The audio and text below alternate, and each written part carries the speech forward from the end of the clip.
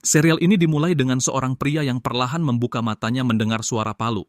Dia kemudian mendekati pandai besi itu, bertanya apakah dia benar-benar berpikir akan berhasil dan hanya ingin tahu apakah dia akan melanjutkan balas dendamnya. Pandai besi itu memberitahunya bahwa jika dia kesini untuk bicara omong kosong, lebih baik pergi. Pria satunya bertanya apakah dia mengatakan ini karena rasa bersalah. Tidak seharusnya dia duduk di sini mengertakkan gigi untuk balas dendam setelah sekian lama, dan seharusnya dia menyimpannya saja. Pandai besi itu terus memalu, mengingat kenangan yang memaksanya menjalani kehidupan ini, seperti saat dia menemukan Sol-Ah tergantung di pohon, dan klan mereka dibakar habis. Bahkan ayahnya dibunuh, dan dia tidak bisa berbuat apa-apa. Dia duduk di sana sambil berteriak. Roh itu mengingatkannya bahwa dialah yang menempa mesin-mesin pembunuh itu, namun sekarang dia ingin balas dendam, dan dia bilang itu konyol. Pandai besi itu berkata tidak masalah karena pikirannya sudah bulat. Kita melihatnya membawa sebuah kotak, dan dia menjelaskan bahwa dia adalah pandai besi dari sekte darah, dan dia hidup selama 15 tahun sebagai pandai besi iblis. Dan tak peduli alasan apapun yang dia buat, dia tidak bisa mengubah fakta bahwa tragedi ini lahir dari tangannya sendiri. Saat dia menuju ke gedung aliansi Murum yang hancur, dia berkata bahwa karena ini lahir dari tangannya, maka dia akan menggunakan kedua tangannya ini untuk mengakhirinya, dan dia berteriak mengatakan bahwa pandai besi iblis telah tiba. Semua orang mulai membungkuk untuk menyambutnya. Salah satu orang yang bertanggung jawab berkata bahwa surga iblis turun ke dunia ini dan menaklukkan dataran tengah setelah 15 tahun, dan akhirnya sekte darah telah menjadi penguasa sejati Murum. Ini semua berkat dia, sang iblis darah. Saat kita melihatnya duduk di tahtanya, pria itu melanjutkan dengan mengatakan bahwa untuk memperingati hari ini, pandai besi iblis telah menyiapkan senjata dewa ke-11. Pandai besi iblis itu perlahan berjalan maju dan berkata tidak masalah jika ini bukan untuk penebusan dosa. Dia berlutut di depan pria itu sambil menyodorkan kotak, dan ketika pria itu membukanya menggunakan kekuatan, kotak itu mulai mengeluarkan aura ungu. Dia terlihat terkejut bertanya apa ini karena kosong, karena dia tidak bisa melihat apa yang kita lihat. Sebenarnya ada sebuah pedang transparan yang mulai melayang dan menunjuk ke arah pria itu. Pandai besi itu berkata bahwa hari ini dia akan mengakhiri semuanya di sini. Saat dia mulai menyerang, pria itu berteriak menanyakan apa yang dia lakukan saat sisi tubuhnya benar-benar terpotong oleh pedang itu, mengubahnya menjadi seperti setengah donat. Dia mulai kehabisan darah dan pandai besi iblis terus maju ke arah iblis darah dan dia menembakkan pedangnya, dan saat pedang itu melesat, iblis darah bahkan tidak bergeming, tapi kita melihat ledakan besar sesudahnya. Pandai besi iblis menyadari bahwa ini bukan tugas yang mungkin karena iblis darah menghentikannya dengan satu jari, tetapi dia tidak menyerah saat dia terus menghasilkan lebih banyak kekuatan di dalamnya dan membuatnya berputar. Dia berkata bahwa dia akan menggunakan ilmu bela diri yang diajarkan oleh iblis darah sendiri, dan bahkan jika dia harus membakar hidupnya dalam ki primordial, dia akan mencapai ini saat pedang itu mulai menembus lengan iblis darah, menghancurkannya dan terbang lurus ke arah matanya. Pandai besi iblis berkata bahwa dengan ini, dia akan merobek lehernya dan serangan itu terus menembus ke depan, mendorong iblis darah mundur ke dinding. Itu terus berlanjut sampai semua anggota sekte duduk di sana tercengang menonton, dan mereka bertanya bagaimana seorang pandai besi bisa menggunakan teknik semacam itu. Saat dia menatap iblis darah yang sekarat di lantai, dia duduk terengah-engah mengatakan bahwa dia akhirnya berhasil, tetapi iblis darah sebenarnya mengatakan bahwa itu tidak lebih dari hiburan baginya. Dia mencabut pedang dari wajahnya, yang kita lihat setengahnya sudah hilang, dan dia berkata bahwa dia tidak menyangka ada belati tanpa bentuk dan tanpa ki yang terdeteksi. Ini benar-benar artefak dewa yang pantas menyandang nama belati tanpa bentuk. Pandai besi iblis bertanya bagaimana dia tahu tentang itu, tetapi yang lebih penting, bagaimana dia masih hidup. Kepala iblis darah mulai beregenerasi saat dia mencengkeram lehernya. Dia bertanya apakah dia masih belum menyadari bahkan jika dia adalah keturunan kelantang, balas dendam hanyalah emosi yang sia-sia. Pandai besi iblis menyuruhnya berhenti bicara, dan iblis darah berkata bahwa itu sangat disayangkan, karena jika dia masih memiliki sisa ki primordial, dia akan membuatnya tetap hidup. Pandai besi iblis terus mencoba melawan sambil memberitahunya bahwa bahkan jika dia mati, dia akan mengutuknya selamanya. Iblis darah memberitahunya bahwa dia berharap dia memenuhi harapannya karena dia akan memberikannya ini sebagai hadiah terakhir untuk kehidupan ini.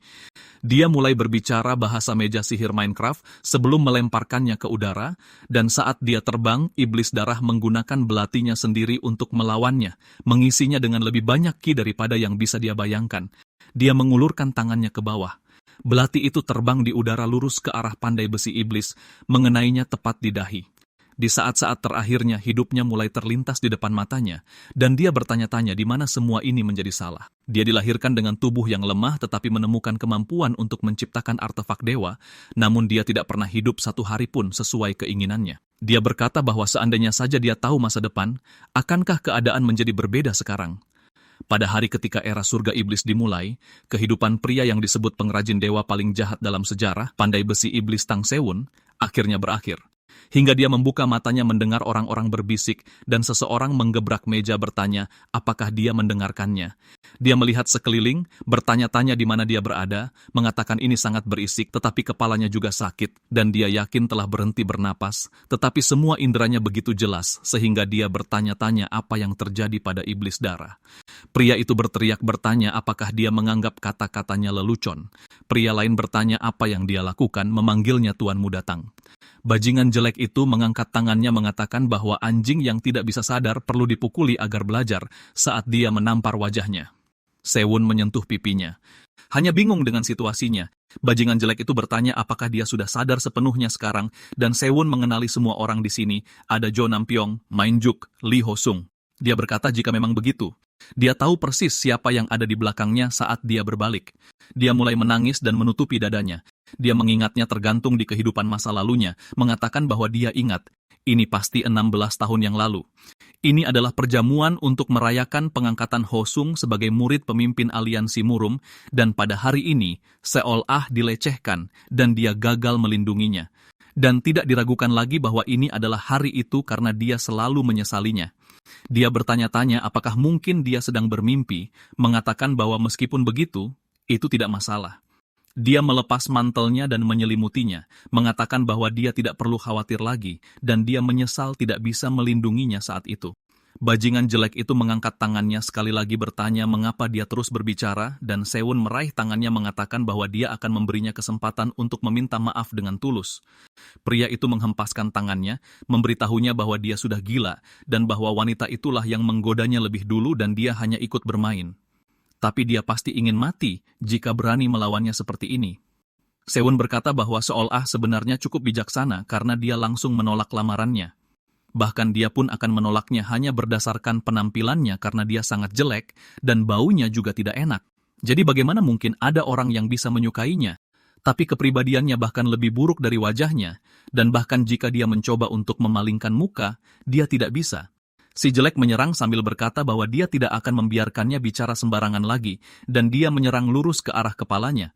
Sewun menghindarinya, mengejutkannya, dan Sewun berkata bahwa serangan mendadak adalah sesuatu yang dianggap terlarang oleh faksi ortodoks. Si jelek terus mencoba menyerangnya, tetapi setiap serangannya meleset, dan Sewun berkata, sebelumnya dia bahkan tidak bisa melawan dan hanya dihajar habis-habisan. Tapi kali ini, berbeda saat dia menjaga jarak. Dia bertanya apakah dia benar-benar kesulitan melawan seseorang setingkat ini. Dia merogoh mantelnya, mengeluarkan 2 belati saat si jelek melompat ke arahnya, sambil mengatakan bahwa dia bertingkah terlalu sombong. Dia datang dengan ayunan kuat lurus ke bawah, tetapi Sewun menangkisnya, menyadari ada sesuatu yang tidak beres, karena dia baru saja menangkis serangannya, yang seharusnya tidak mungkin baginya. Bukan hanya itu, dia mulai menggunakan berat senjata si jelek untuk melawannya, menyebabkannya kehilangan keseimbangan dan jatuh ke lantai. Namun Sewun meneruskan momentumnya dengan memberikan tendangan memutar tepat ke perutnya. Si jelek terbang dan memantul dari tanah, tetapi berhasil berdiri tegak kembali. Sewun mulai menatapnya tajam, mengeluarkan niat membunuh, dan si jelek mulai ketakutan setengah mati. Sewun menggunakan kemampuan yang disebut serangan satu titik, menutup jarak dalam sekejap. Dia melempar belatinya dan menangkapnya lagi. Saat si jelek mengangkat tangannya memohon agar dia menunggu, kita melihat tangannya terpotong dan mulai terbang di udara. Dia jatuh berlutut sambil berteriak, dan Sewun berkata, masih terlalu dini untuk menderita seperti ini. Lagi pula, mereka baru saja memulai. Si jelek melihat ke belakang dengan ngeri, bertanya bagaimana bisa seorang bodoh dari klan Tang Sechuan yang jatuh, yang bahkan tidak bisa menggunakan dantiannya, bisa menggunakan ilmu bela diri seperti ini. Kenangan Sewun mulai mengalir di kepalanya tentang kehidupan yang baru saja dijalaninya sebagai pandai besi iblis, dan dia terus menatap si jelek sambil berkata, dia tidak akan membiarkan ini tanpa hukuman. Sewun berkata dia benar. Saat dia semakin dekat, si jelek memohon agar dia tidak melakukannya, dan Sewon berkata, dia tidak pernah menjadi pahlawan atau orang hebat sejak awal, dan dia sudah muak bernostalgia dengan orang ini, dan dia harus menantikan apa yang akan terjadi selanjutnya saat dia akan menusuknya tepat di dada. Orang lain bertanya-tanya apa yang sedang terjadi, dan apakah si jelek benar-benar kalah. Mereka mengatakan bahwa Hosung adalah murid termuda dari pemimpin aliansi dan dia kalah dari orang rendahan dari klan Sechuan yang jatuh. Mereka pikir hasil pertarungan ini sudah ditentukan dan mereka memberitahunya bahwa sudah waktunya untuk berhenti. Dia berbalik menatap mereka dengan tajam dan mereka ketakutan lalu lari sambil mengatakan akan membiarkannya saja saat dia terus mengeluarkan niat membunuhnya. Kita melihat dantiannya sebenarnya sedang kesulitan saat dia mulai berdarah dari mulutnya. Dia berkata dia harus menahannya karena dia tidak bisa membiarkan ki iblisnya terlihat di sini. Dia memberitahu Hosung bahwa dia tidak peduli jika dia meremehkannya, tetapi sebagai manusia, setidaknya dia harus menjaga martabat dasarnya. Hosung bertanya apa yang dia ocehkan selama ini, menyuruhnya untuk menjauh darinya. Sewon berkata bahwa dia mengatakan bahwa dia adalah bajingan yang pantas mati. Hosung mulai berteriak saat Sewon maju untuk membunuhnya. Dia berbalik bertanya-tanya siapa itu, dan dia harus menangkis serangan itu. Karena itu membuatnya terbang mundur. Mereka menyuruhnya untuk menjauh. Dia mendongak kaget saat mereka berkata tidak tahan melihatnya lagi. Dia berkata bahwa orang-orang ini adalah unit pengawal langsung yang ditugaskan ke setiap murid pemimpin, pasukan naga tersembunyi. Dia berbalik dan dia mengenalinya sebagai Wugon. Dia menatap Hosung dan menyebutnya bodoh, dan Sewon berkata bahwa ini berarti mereka sudah bersekongkol sejak saat itu. Bersama dengan Hoseung, orang-orang ini nantinya akan dikenal sebagai pengkhianat terburuk dalam sejarah aliansi Murum. Pembantaian berdarah Sichuan dilakukan oleh mereka. Karena pengkhianatan mereka, 30% dari total kekuatan aliansi musnah dalam sekejap. Jadi apapun yang terjadi, dia harus menghabisi mereka di sini dan sekarang juga. Sewon bertanya pada Wugon apa yang akan dia lakukan jika dia tidak berhenti karena dia belum menjadi murid resmi. Jadi, apa hak mereka untuk ikut campur di sini? Wugon tampak terkejut karena memang seperti yang dikatakannya. Hosung masih dalam masa percobaan, tapi bagaimana dia tahu itu? Sewon berkata bahwa mereka hanya diam dan menonton saat seorang wanita tak bersalah dilecehkan, tapi sekarang saatnya menghukum warga sipil. Tapi sekarang setelah tiba waktunya untuk menghukum penjahatnya, mereka mengaku tidak tahan melihatnya. Wugon menyebutnya kurang ajar dan mengatakan bahwa hukuman bukan untuk diputuskan oleh orang sepertinya. Personel aliansi hanya diatur oleh hukum aliansi. Sewon tertawa mengatakan bahwa dia sama sekali tidak percaya ini adalah jalan yang benar. Wugon menghunus pedangnya bertanya, beraninya dia menghina aliansi Murum yang agung. Yang lain mengikutinya, dan dia berkata, ini adalah peringatan terakhirnya.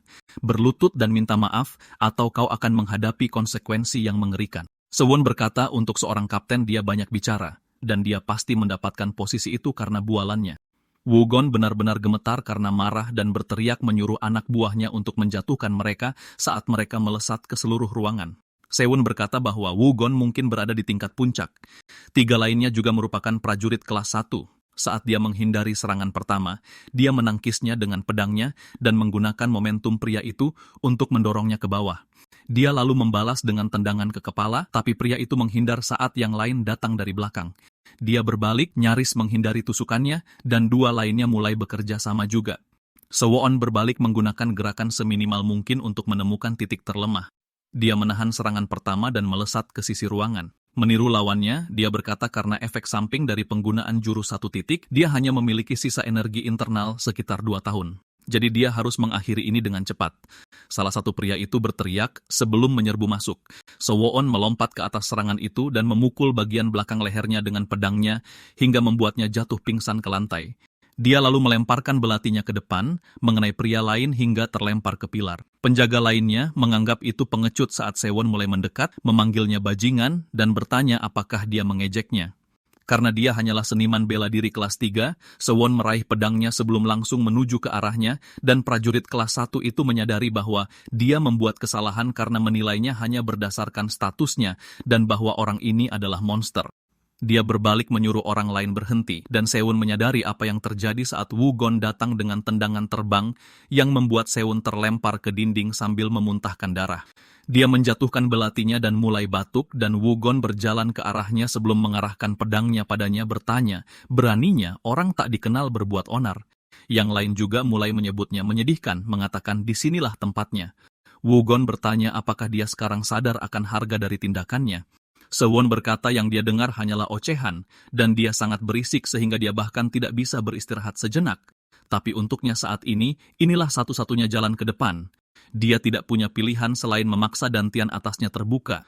Saat dia mulai melakukannya, Wugon menjaga jarak dan bertanya apa yang sedang dia lakukan. Dia tidak tahu apa yang coba dia lakukan, tapi hasilnya akan tetap sama. Sewon berkata, ini hanya membuatnya berpikir bahwa orang-orang di aliansi Murum bertarung dengan mulut mereka daripada pedang mereka, dan dia lelah berbicara, dan mereka seharusnya bertarung saja. Wugon mulai melepaskan auranya sendiri sambil berkata, jika dia sangat ingin mati, dia akan mengabulkan keinginannya dan menyerang lurus ke depan. Sewon mempersiapkan diri dan kemudian melihat sesuatu yang tidak pernah dia duga akan dilihatnya. Belati tak berbentuk mulai muncul dari kepalanya, dan dia bertanya bagaimana ini mungkin. Dan dia bertanya-tanya, apakah mungkin dia memasuki dantian atasnya saat itu? Dan jika demikian, bagaimana dia bisa sampai di sini sekarang? Wugon berteriak mengatakan ini sudah berakhir, dan Sewon berkata apapun alasannya benda itu ada di sini, satu-satunya yang penting adalah benda itu ada di tangannya. Dia menjatuhkan kedua belatinya, dan mulai menyalurkan auranya ke dalamnya sambil berkata bahwa dia akan mengakhiri ini dalam satu serangan. Aura lain mulai memasuki ruangan. Kali ini warnanya keemasan dan mulai kontras di antara aura mereka berdua, dan aura itu menyelinap dengan mulus, dan Wugon menyadari bahwa dia tidak bisa menggerakkan tubuhnya lagi. Seseorang perlahan berjalan ke depan, dan Sewon terkejut. Pria itu meletakkan tangannya di bahu Sewon mengatakan bahwa dia tidak boleh menggunakan kekuatan itu sembarangan, tapi dia mengenalinya. Sewon berkata bahwa ini adalah orang terkuat di Murum Ortodoks saat ini. Semua orang mulai membungkuk padanya karena ini adalah ketua aliansi, Kaisar Pedang Yo Jin-hok. Sewon terkejut, tapi terlihat sedikit menyesali sesuatu di masa lalunya. Dia menjelaskan bahwa saat perang dengan kultus darah semakin intensif dan kekalahan membayangi aliansi, sebagian besar Murum berlutut di hadapan kultus darah. Namun, pemimpin aliansi dan sektenya, Wudong, berbeda. Kaisar Pedang sendiri mengangkat pedangnya setiap hari, sampai hari dia menemui ajalnya oleh artefak ilahi yang telah diciptakan Sewon. Dia mengambil belatinya dari lantai, mengatakan sekarang bukan waktunya untuk larut dalam sentimen, dan setidaknya sepertinya dia tidak merasakan keberadaan belati tak berbentuk itu. Bahkan iblis darah pun tidak menyadarinya, jadi bisa dibilang itu wajar saja, tapi itu mengarah ke masalah berikutnya. Jika Kaisar Pedang di sini mengubah sikapnya dan yang terburuk terjadi, dia tidak tahu apakah dia bisa melawan dengan apa yang dimilikinya. Lalu Jin-hok mulai tertawa bertanya, bagaimana bisa jadi seperti ini? Berpikir bahwa dia tidak bisa melihat apa-apa. Ini pertama kalinya bahkan untuknya. Dan sepertinya dia memiliki bakat yang cukup menarik. Sewon sudah tahu bahwa dia mengerti, tapi terlihat sedikit cemas. Seorang wanita kemudian berkata bahwa dia pasti sangat terkejut, dan Sewon berbalik menyadari itu datang dari arah Seol-ah, dan memperhatikan saat dia melakukan akupunktur padanya. Dia berkata tidak apa-apa, dan dia harus beristirahat sebentar sebelum bangun. Sewon bertanya-tanya siapa dia, karena dia bahkan tidak merasakan kehadirannya. Dia menyebut Jin-hok bodoh bertanya mengapa dia menghilang sendiri seperti itu. Dia bilang dia tidak punya waktu luang. Ki sejati bawaan sedang melonjak. Dia meminta maaf padanya, memanggilnya Boyan. Sewon mengenali nama itu, bertanya apakah ini Shini Boyan, tabib ilahi penakluk harimau, mantan pemimpin sekte Emmi. Dia bilang ini benar-benar buruk. Pertama, pemimpin aliansi, dan sekarang tabib ilahi. Kita lihat sesaat sebelumnya. Mereka sedang duduk di sana menikmati teh, dan dia berkata bahwa dia telah memberitahunya berkali-kali bahwa orang-orang itu tidak akan pernah berubah. Terlalu banyak orang di dalam aliansi yang telah melupakan keksatria dan mengkhianati kebenaran. Dia menjadi pemimpin untuk memperbaikinya. Namun bahkan setelah sekian lama, tidak ada yang berubah. Dia berkata bahwa memperbaiki dunia tidaklah semudah itu, dan dia adalah kuda tua yang bodoh karena mencoba hal yang sama setiap hari. Dia masih memandang ke seberang kolam kecil, dan dia berkata bahwa dia harus berhenti mencoba menanggung semuanya sendirian jika itu menjadi terlalu berat untuk mundur seperti yang dia lakukan dan menghabiskan hari-harinya dengan benar-benar menyeruput arak beras seperti ini. Dia tertawa, dan saat itulah dia merasakan ki itu. Dia berbalik memberitahunya bahwa ini bukan masalah sepele. Jika dia jatuh ke iblis hati, tidak akan ada yang tersisa untuk menghentikannya. Tapi kemudian dia melihat dia tidak ada di sana dan menjadi kesal, dan begitulah situasinya menjadi seperti ini. Dan dia duduk di sini memanggilnya kuda yang hanya punya kaki cepat. Tapi Jin-hok hanya lebih terkejut bertanya bagaimana ini mungkin. Tidak bisa menyembuhkan luka Hoseong karena terlalu parah. Dia bilang bahkan Dewa Dara yang agung pun tidak akan bisa memperbaikinya. Wugon mulai panik mengatakan bahwa dia perlu mencari jalan keluar. Boyan lalu berdiri dan mengatakan bahwa luka-luka ini terlalu parah, bertanya apakah dia menggunakan ilmu terlarang. Jinhak kemudian mulai melepaskan auranya yang menekan mereka semua hingga ke lantai. Wugon mengatakan itu benar dan kata-katanya sangat tepat. Meskipun Sewon hanyalah tingkat 3, dia menggunakan ilmu terlarang untuk menaklukkan Hosung yang berada di tingkat 1. Dia mencoba untuk tidak ikut campur, tetapi sebagai orang yang berjalan di jalan kebenaran, dia tidak punya pilihan lain. Jinhok bertanya apakah memang begitu, memintanya untuk menjelaskan semuanya. Sewon mengatakan tidak ada yang perlu dijelaskan secara khusus. Yang dia gunakan adalah ilmu bela diri kelantang. Meskipun telah merosot, darah kelantang masih mengalir di dalam dirinya. Dan bagi mereka yang menyentuh keluarganya, ini masih belum cukup. Tapi itu penjelasan yang cukup, dan dia akan menyelesaikan formalitasnya sekarang. Jika dia mencoba menghalanginya, dia tidak akan menahan diri. Jinhok mulai menatapnya tajam, melepaskan niat membunuh yang jauh lebih besar dari sebelumnya, bertanya apakah dia benar-benar akan membuang nyawanya demi emosi sesaat. Dia mulai menggunakan kemampuan bernama mata emas sejati, dan menatap Sewon yang terengah-engah hanya karena tekanan, bertanya apakah dia mengatakan balas dendam sesaat lebih penting daripada nyawanya. Dia memberitahunya ini bukan balas dendam sesaat karena dalam hidup ini dia hanya melakukan apa yang harus dia lakukan dan mencoba memperbaiki dunianya yang hancur sedikit demi sedikit, bahkan jika dia harus membakar hidupnya untuk melakukannya. Karena dia tahu bahkan Jinhak pernah menempuh jalan ini sebelumnya. Jinhak teringat kata-kata Boyan tentang memperbaiki dunia, dan dia berkata bahwa jalan ini telah menggoyahkannya, namun dia ingin mengambilnya. Dan jika ini benar-benar ketulusannya, saat dia mulai mengayunkan pedangnya perlahan ke depan, lalu ke sisi lain, dia menancapkannya ke lantai menunjukkan ilmu bela diri yang cocok dengan klan Wudong. Sewon mengatakan bahwa seseorang dapat mencapai pencerahan hanya melalui wawasan, tetapi ini jauh lebih mengejutkan dari yang dia kira. Namun selain itu, ini indah, begitu indah sehingga dengan pedang seperti ini, dia tidak keberatan mati, dan pedang Wudong benar-benar kekuatan dalam kelembutan. Jinhok mulai berteriak menyuruh seseorang untuk bangun, dan ternyata itu adalah Hosung. Dia langsung duduk, berteriak memanggil tuannya, dan mulai membungkuk ke arahnya. Boyan mengatakan bahwa itu mungkin tugasnya sebagai seorang tabib, tetapi dia telah melalui masalah yang tidak perlu. Hosung bertanya, mengapa dia memulai omong kosong ini dengan seseorang yang hampir mati.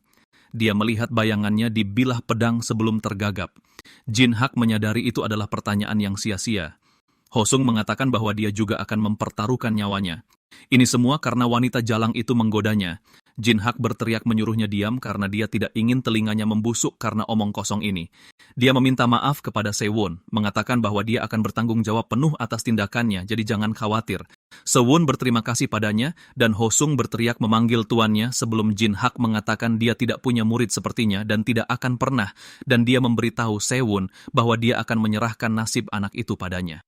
Sewon menyimpan belatinya, berjalan kembali untuk membunuhnya, seperti yang dia rencanakan sebelumnya. Hosung tersandung, meraih pedangnya sambil berteriak agar dia tidak mendekat dan tetap bertahan. Sewon mengisi tinjunya dengan ki, mengatakan bahwa kematian itu sendiri akan menjadi kemewahan baginya. Saat dia menariknya ke belakang, dia maju dan memukulnya tepat di dada dan dampaknya begitu keras hingga kami mendengarnya di seluruh ruangan. Tapi yang dia tuju sebenarnya adalah perut bagian bawahnya, tepatnya dantiannya. Saat meledak, itu membuatnya terbang mundur dan berguling di lantai sebelum dia menabrak dinding dan mulai muntah. Dan Sewon mengatakan bahwa dia harus terus hidup dalam penderitaan yang lebih buruk dari kematian. Jinhok memikirkannya, lalu bertanya pada Sewon apakah dia bisa menyerahkan penghakiman atas orang-orang ini kepadanya. Sewon mengatakan jika itu kaisar pedang, dia akan membuat mereka membayar harga yang pantas, dan pelaku sebenarnya telah dihukum, jadi sudah waktunya baginya untuk mundur. Dia memberitahu Jinhak bahwa dia senang, dia mengabaikan kekasarannya, karena dia mengizinkannya mengambil alih di tempat yang seharusnya dia lakukan. Dia kemudian berjalan ke Seol Ah dan mulai menggendongnya keluar, dan Jinhak mengatakan begitu kekacauan mereda, dia akan mengunjungi klannya, bertanya apakah dia bisa meluangkan sedikit waktu. Sewon mengatakan dia akan meluangkan waktu yang cukup bagi mereka untuk berbincang dan minum teh. Kembali di Sichuan, ada sebuah gunung bernama Gunung Tang. Awalnya, gunung itu memiliki nama yang sama sekali berbeda, tetapi pada suatu saat orang-orang mulai menyebutnya begitu. Ini karena kediaman klan Tang terletak di sana. Namun, ketenaran seperti itu hanya sementara. Saat ini klan Tang telah turun dari 7 klan besar dan tidak lebih dari kekuatan berukuran sedang. Kita melihat mereka berbaris di depan seorang pria dan seorang wanita, dan pria itu bertanya kepada wanita itu, apakah ini tidak apa-apa? Dia mengatakan kepala klan tidak boleh bergerak sendiri, dan dia menyuruh unit bunga mekar gelap untuk mendengarkannya. Namanya Seren, dan dia adalah kakak perempuan Sewon. Dia mengatakan mereka akan menempatkan keamanan kepala klan muda, Sewon, di atas segalanya, dan mereka akan segera berangkat. Tetapi kita melihatnya berjalan kembali.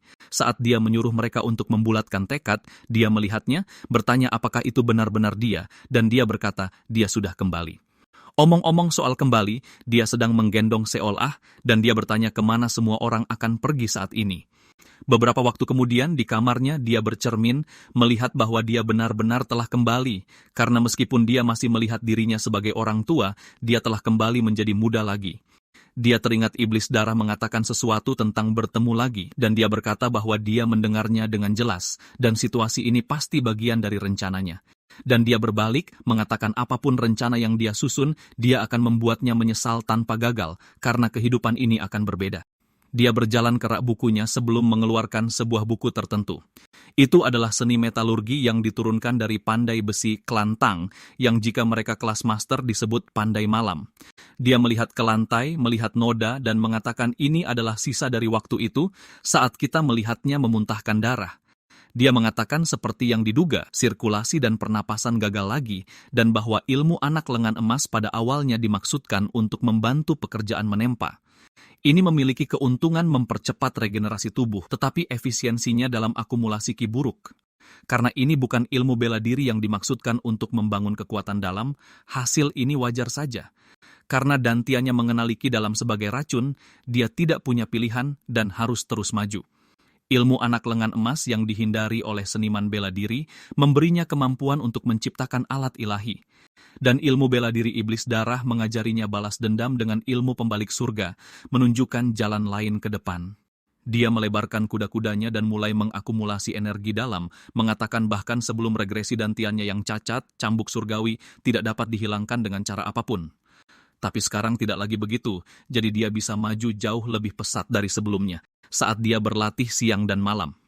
Akhirnya, kita melihat dantian atasnya juga terbuka, dan dia mengatakan bahwa keduanya telah terhubung sepenuhnya, dan ki-nya akhirnya juga stabil. Ilmu anak lengan emas berada di 50%, dan ilmu pembalik surga iblis darah sekitar 10%. Sejak awal, keduanya memanfaatkan dantian atas dan ki sejati bawaan.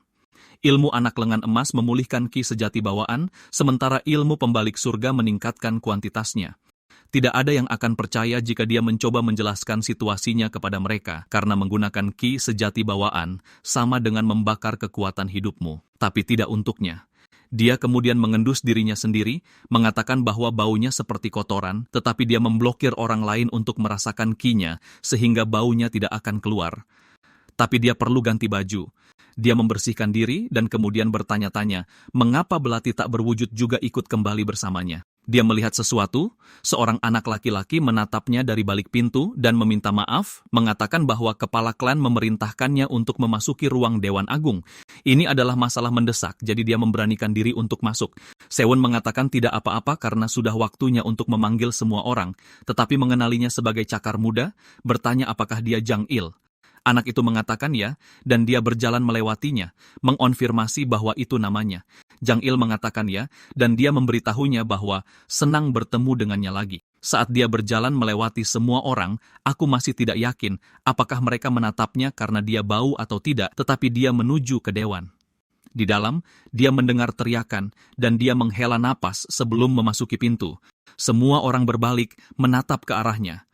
Beberapa terlihat sangat kesal melihatnya saat dia berjalan maju. Dia menggertakkan giginya karena frustrasi, tetapi mengingat pembantaian ayahnya sebelumnya, dan para pengkhianat di sini, dia dipenuhi amarah. Dia terus berjalan menuju ayahnya dan berlutut di hadapannya. Sebelum menyatukan tangannya, menyapa ayahnya, dia mengatakan bahwa dia datang atas perintah kepala klan. Dan dia menatap ayahnya dengan mata emas, dan ayahnya menyuruhnya untuk bangkit. Nama ayahnya adalah Mu Yeol. Sewon bangkit, dan semua orang bertanya-tanya apa yang membuatnya begitu percaya diri. Sewon pun melihat sekeliling ruangan, mengatakan bahwa klan Tang saat ini telah diracuni. Tampaknya diskusi sudah berlangsung, menyuruh mereka untuk melanjutkan apa yang mereka bicarakan. Si gendut mengangkat tangannya, mengatakan bahwa dia akan melanjutkan. Namanya Jorgel, dan dia adalah kepala agen pengawal milik keluarga. Dia mengatakan dia percaya bahwa dia sangat sadar betapa besar situasinya, terutama karena dialah yang menyebabkannya. Demi klan, dia memohon padanya untuk pergi sendiri ke aula disiplin aliansi Murum. Sewon mengatakan bahwa si babi ini sebenarnya adalah racun pertama, karena dia adalah babi kecil yang serakah, dan dia akan memastikan bahwa dia akan melucuti semua yang telah dia bangun sampai saat ini, tidak meninggalkan apapun untuknya. Kita melihat kilas balik ke masa lalu yang akan segera menjadi masa depan, dan dia bertanya pada Hoyul apakah dia benar-benar akan mandiri. Hoyul bilang memang seperti kedengarannya. Sewon mengingatkannya bahwa jika agensi pengawal mereka pergi, itu akan sangat buruk bagi klan. Hoyul berkata justru karena itulah dia pergi. Sewon bertanya pada pamannya bagaimana dia bisa melakukan ini, dan Hoyul berkata dia tidak akan pernah mengerti sejak Muyeol mencuri posisi kepala klan darinya. Dia telah menunggu hari ini, dan akhirnya klan Tang akan menjadi miliknya. Sewon berkata jika dia tidak mencapai tahap kelima dari perisai lonceng emas saat itu, dan jika dia tidak menemukan bakatnya dalam menciptakan artefak ilahi, klan Tang akan hancur oleh utang keuangannya jauh sebelum kultus darah menyerbu. Pria lain mulai berteriak bertanya pada Hoyul bagaimana bisa dia begitu tidak sopan kepada pewaris langsung klan. Namanya Jun, dan dia adalah kepala pavilion medis.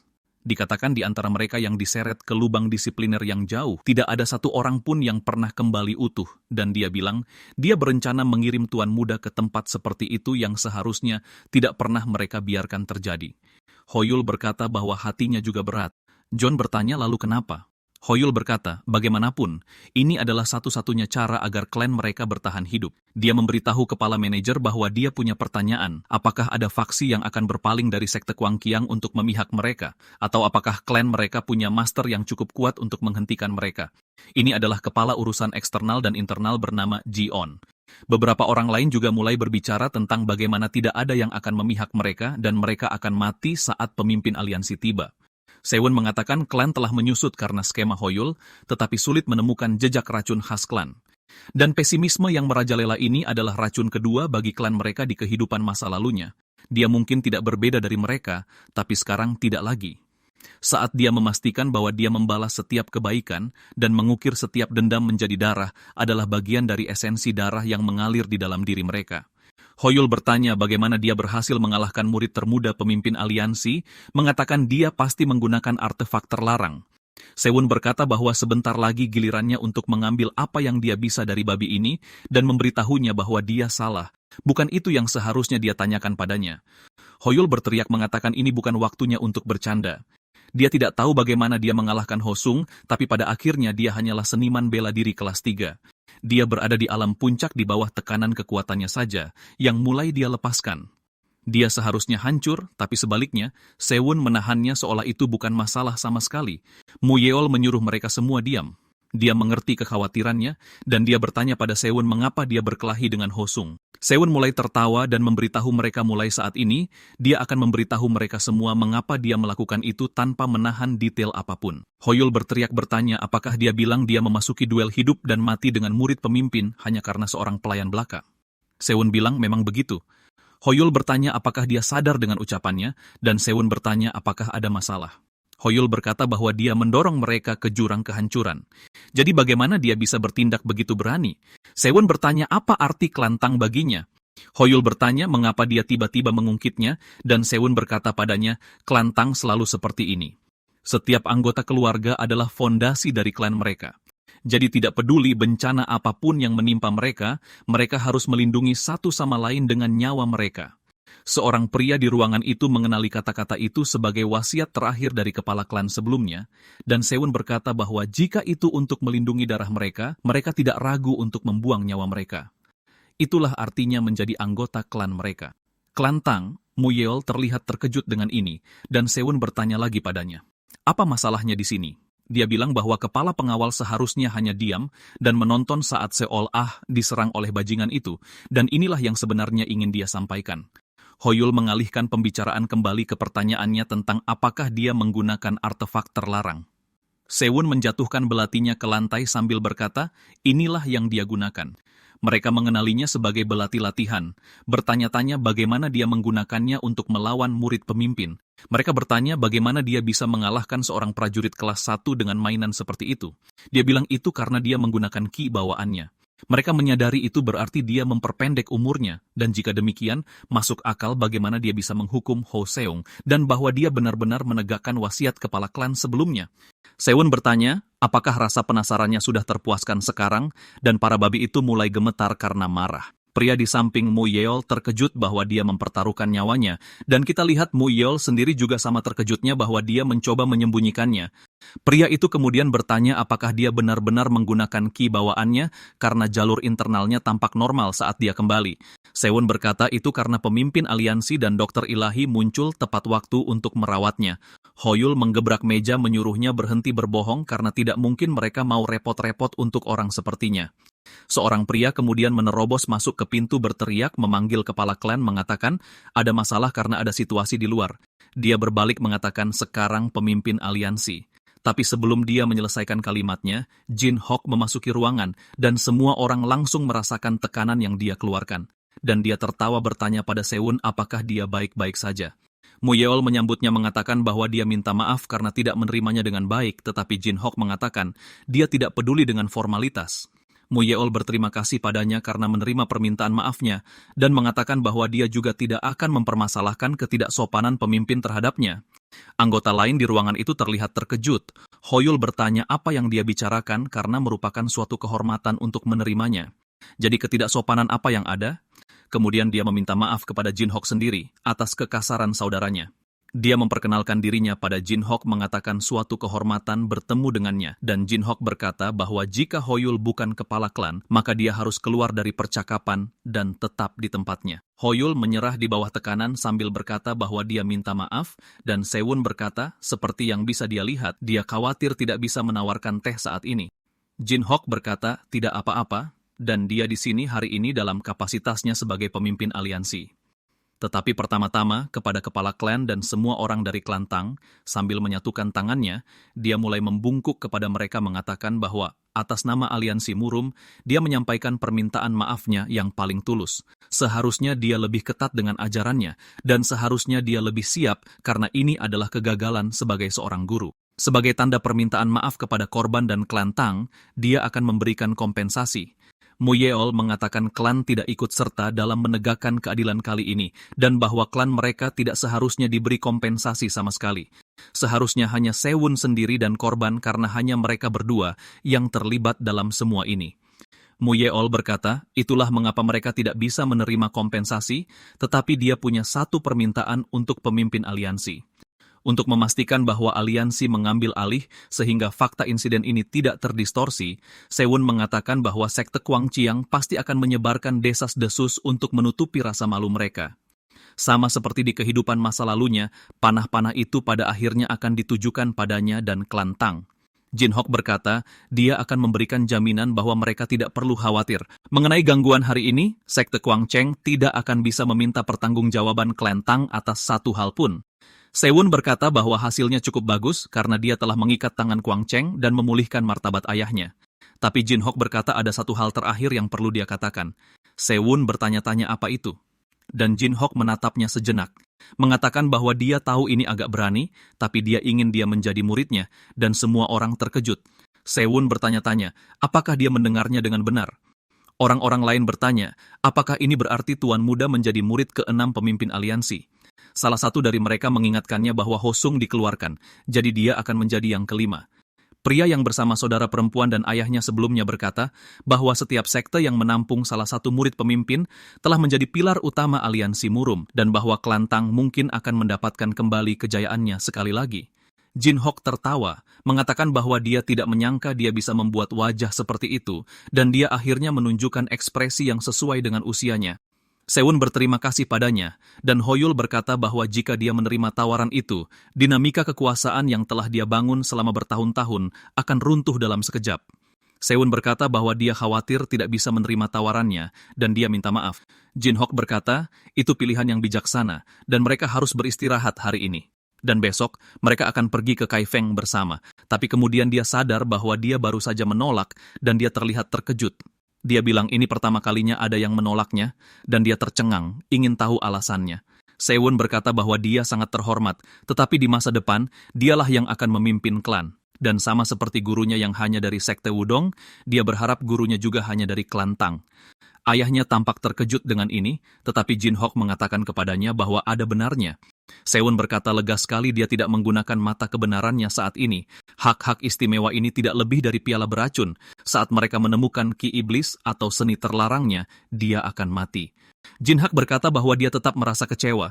Sewon berkata bahwa dia juga merasakan hal yang sama, karena bimbingan sebelumnya sangat membantunya. Cara Taiji tumpang tindih dalam satu goresan membuatnya sangat ingin mempelajari lebih lanjut tentang misteri Wudang. Jin Hock terkejut dia bisa melihatnya, dan kemudian bertanya-tanya apa yang harus dia lakukan dengannya, karena dia semakin menginginkannya sekarang. Dia memberitahu Mu Yeol bahwa dia telah membesarkan bakat yang sungguh luar biasa. Mu Yeol berkata bahwa dia terlalu memuji, meskipun dia jelas punya alasannya sendiri. Jin Hock berkata bahwa dia tidak bisa membawanya secara paksa, tapi dia juga tidak bisa pergi dengan tangan hampa. Setidaknya dia akan meninggalkan jejak kecil pada gelombang kebangkitan generasi berikutnya saat dia menyerahkan pedangnya. Dia berkata, jika dia mengambil ini, pasti akan sangat membantu karena kekuatan mistis di dalam pedang bernama Pawol. Orang-orang mengenali Pawol sebagai pedang yang ditempa dari besi meteorit yang diselamatkan dari bintang jatuh. Pria dari tadi berkata bahwa itu lebih dari sekadar hadiah. Itu artinya dia secara resmi mengakui Tuan Muda. Sewon berkata, dia tidak percaya sudah mendapatkan bahan untuk artefak dewa, dan ini adalah kesempatan yang sangat bagus untuknya. Dengan ini, semua persiapan untuk membuat artefak dewa telah selesai. Dia memberitahunya bahwa akan tidak sopan menolak hadiah seperti itu, dan dia akan menerimanya dengan rasa terima kasih. Jin Hock tertawa, berkata bahwa dia senang dia menerimanya, lalu memberinya hadiah pribadi, mengatakan dia bisa menggunakan ini kapanpun dia butuh. Dimanapun dia berada di dataran tengah, permintaannya akan diperlakukan seolah-olah itu adalah permintaanku sendiri. Hoyul berkata bahwa pertama dia diberi Pawol, dan sekarang dia diberi token pemimpin aliansi. Dia kesal karena dia telah diberi bantuan yang begitu besar, dan berkata bahwa dia harus memastikan untuk menanganinya dengan benar. Pindah ke tempat lain di sebuah penginapan, kita melihat seorang pria minum sambil berkata semua ini karena bajingan itu. Ternyata, itu tak lain adalah Wugon yang sedang minum, dan dia menghancurkan cangkirnya karena frustrasi. Orang-orang mulai membicarakan bagaimana klan Sichuan sekarang ramai karena klan Tang, dan intuisi pemimpin aliansi benar, mereka mungkin benar-benar akan kembali ke kejayaan mereka. Lalu mereka menyebutkan pengawal tersembunyi, dan bagaimana mereka telah didisiplinkan dengan keras, dan kaptennya diasingkan ke cabang terpencil. Dia mulai kesal karena mereka membicarakannya, dan mereka melanjutkan, mengatakan bahwa masa kejayaannya sudah lama berlalu. Tapi dia berkata pada dirinya bahwa dia hanya melakukan tugasnya sebagai seorang prajurit. Jadi bagaimana bisa mereka menghukumnya seperti ini, dan dia pasti akan memastikan dia membalas penghinaan ini, klan Tang. Kita melihat para penjaga duduk di luar kamar Sewon, dan dia berkata pada ayahnya bahwa dia terlalu khawatir. Di luar, kita melihatnya mulai menyelinap, dan dia menggunakan ilmu bela diri untuk melesat dari satu titik ke titik lain, mengatakan bahwa sebagian karena kultivasinya sendiri telah mencapai tahap yang lebih tinggi. Tapi penjaga unit tempur klan Tang pasti butuh lebih banyak latihan dan pertama-tama dia akan langsung menuju bengkel tempa untuk membuat senjata utamanya. Tapi dia menyadari sesuatu dan dia berhenti mengatakan bahwa ini adalah kediaman Tang, tempat garis keturunan tinggal, yang dulunya adalah kota yang ramai, sekarang tanpa kehidupan. Dia mengertakkan giginya karena frustrasi, mengatakan ini hanya masalah waktu. Dia akan membuat klan ini lebih makmur dari sebelumnya, bahkan lebih dari yang pernah ada dalam sejarah. Riak pertama dari gelombang itu dimulai di sini. Semuanya dimulai di bengkel pandai besi, dan biasanya dia butuh izin untuk masuk.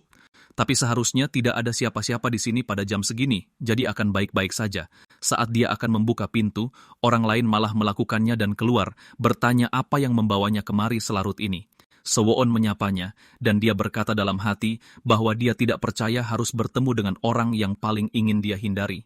Dia adalah tetua tertua di klan, seseorang yang bahkan ayahnya tidak bisa anggap remeh.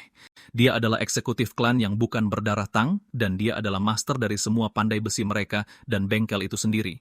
Dia memiliki gelar pandai besi tangan hitam, namanya Gu Yongyeon.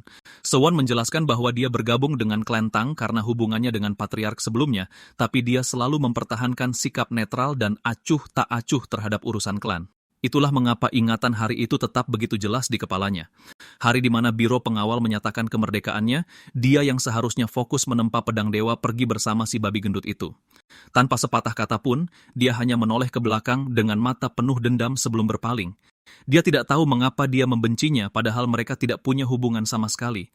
Mata itu bukanlah sesuatu yang bisa dilupakan. Sayang sekali, tapi dia membantu menunda rencanaku.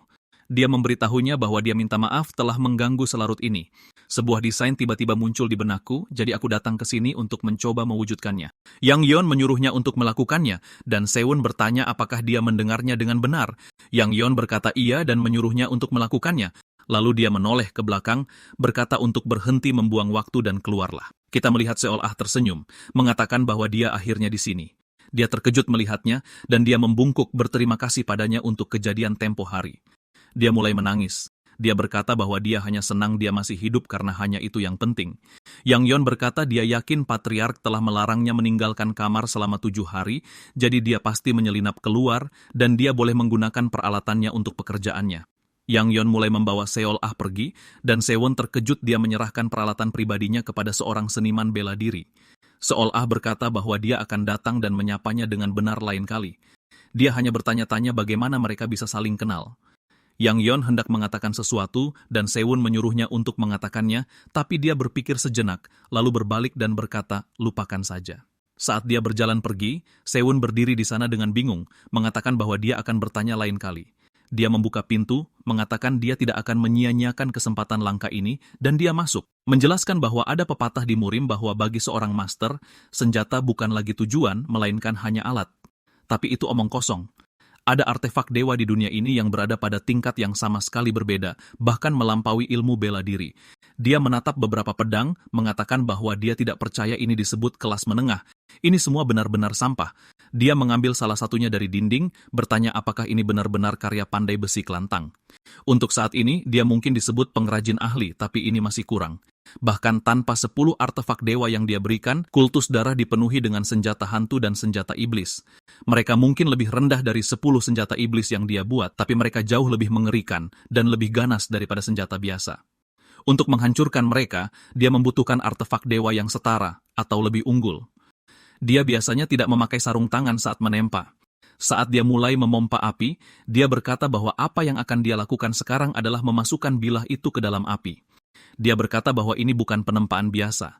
Matanya mulai bernostalgia, dan dia berkata masa lalu yang jauh dan kehidupan sebelumnya kini telah menjadi pengalaman masa lalu itu sendiri. Kegembiraannya saat menemukan kemampuan untuk menciptakan artefak dewa tidak berlangsung lama karena invasi skala penuh kultus darah dimulai. Kita mendapatkan kilas balik dia melihat sekeliling bertanya-tanya di mana dia berada saat kepalanya sakit. Dia ingat saat dia berlutut menangisi pembantaian klannya dan dia mulai gemetar karena frustrasi, bertanya-tanya apakah dia benar-benar hidup. Dia juga bertanya-tanya mengapa hanya dia yang ada di sini. Iblis darah berjalan mendekat, mengatakan bahwa dia tahu dialah pandai besi yang bisa menciptakan artefak dewa. Dia dengar itu adalah kisah legendaris yang hanya mampu dilakukan oleh leluhur kelantang, dan sepertinya dia telah menyempurnakannya. Sewon berdiri, mengatakan bahwa dia akan membunuhnya, dan dia mulai berteriak, menyerangnya sebelum rantai menariknya kembali, dan dia jatuh ke lantai. Dia mulai batuk saat iblis darah memerintahkannya untuk menempa pedangnya, dan dia akan membiarkannya hidup. Sewon berkata itu omong kosong, menyuruhnya pergi ke neraka. Iblis darah menusukkan bilahnya ke lantai, bertanya apakah itu berarti dia tidak peduli jika sisa kerabatnya mati. Sewon tampak terkejut, menyuruhnya berhenti bermain-main dengannya. Iblis darah berkata dia tidak peduli apakah dia percaya atau tidak. Bahkan tanpa artefak dewa, menyatukan Murim hanyalah masalah waktu, dan lain kali dia akan melemparkan kepala kerabatnya sebagai hadiah. Sewon berkata tidak mungkin monster sekejam itu akan membiarkan mereka hidup, tapi jika mereka benar-benar hidup, maka dia tidak punya pilihan lain. Dia membulatkan tekadnya, mengatakan bahwa dia akan melakukannya, tetapi artefak dewa ditempa berdasarkan ilmu bela diri penggunanya. Jika dia benar-benar menginginkannya, maka dia harus menyerahkan ilmu bela dirinya kepadaku, karena aku akan berada di sisinya untuk membuat pedang pembalasan mekar. Dan begitu saja, 10 senjata lahir selama 15 tahun. Dia menguasai 10 ilmu bela diri yang berbeda, termasuk ilmu pembalikan iblis darah. Ini kemudian dikenal sebagai 10 senjata iblis dan menandai kelahiran pengrajin dewa paling jahat dalam sejarah, Sang Pandai Besi Iblis. Kembali ke masa kini, dia berkata tidak mungkin melelehkan besi meteorit hanya dengan panas dari bengkel pandai besi kelantang. Tapi dengan kekuatan perisai lonceng emas, dia akan melelehkannya menggunakan ciptaan dewa. Saat dia mulai menuangkan bilah yang meleleh ke dalam cetakan, dia mengangkat palunya dan mulai memukulnya. Sambil melanjutkan pekerjaannya, dia berkata bahwa benda ini harus bisa menangkis apapun dan memotong segalanya secara bersamaan. Itu adalah simbol dari permaisuri iblis penumpah darah. Saren, yang keempat dari 10 senjata iblis, Saturnus Surgawi.